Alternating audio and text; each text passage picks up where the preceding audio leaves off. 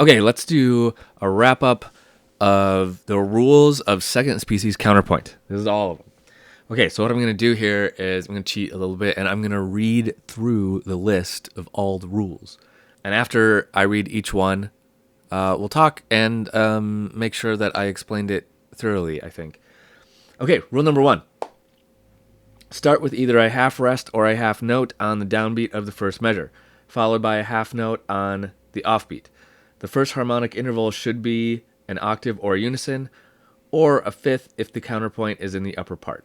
Okay, I think we've talked about that in the last few videos, how we need to start it, and our options for starting it. Good, number 2. End with a whole note in the last measure, and the harmonic intervals 5-6-8 or 5-3-8 or unison. Or set the last 2 notes with whole notes 6-8 or 3-8 unison or unison, as in first species. So what those numbers mean is 5-6-8 means the interval. So 6-8 is going to be our leading tone to an octave from something else. So 6-8. So remember, this was bad. This is parallel. So what they really want is 5-6-8 would be that. So 5-6-8 is a good way to end. Other options 5-3-8. So that would be, so if that's 5 and I want to make this a 3, D, F, and then we went down to C. That doesn't work very well in this context. That would be 5-3-8. But those are our options for ending. Okay, number 3. Other than the beginning and close, use whole notes throughout for the contus and half notes for the counterpoint. An immediate repetition of the same pitch is not allowed within the bar or over the bar line. I'm not sure if we addressed that last one. You can't repeat pitches. So, for example, this would not be allowed the same pitch twice. And what they're saying is whether or not it's the 2 notes within a bar or 2 notes over a bar. So that would not be allowed either. You cannot repeat pitches back to back. Number 4, write consonant harmonic intervals on the beat. They also may appear on the offbeats, approached as consonant skips, steps, or leaps. Okay, I think we've talked about that one.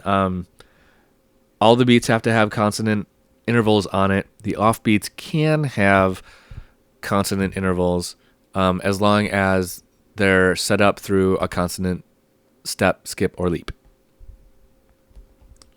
Number 5, include dissonant harmonic intervals 2, 4, 7, 9, and diminished fifth and augmented fourth, if resolved correctly, on the offbeats as passing or, more rarely, neighbor tones. Okay, I think we've covered that.